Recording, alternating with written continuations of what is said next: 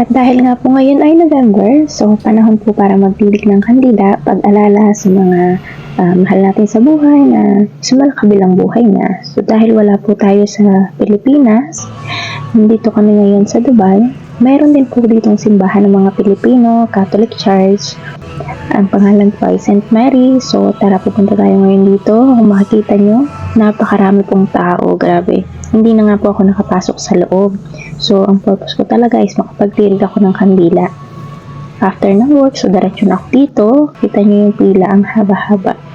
Napakaraming tao nagtitirig sa loob. So, hintay lang po tayo at ito na. Yes po. Napakaganda po nito sa Mama Mary. Makikita nyo naka-display yan dyan sa labas.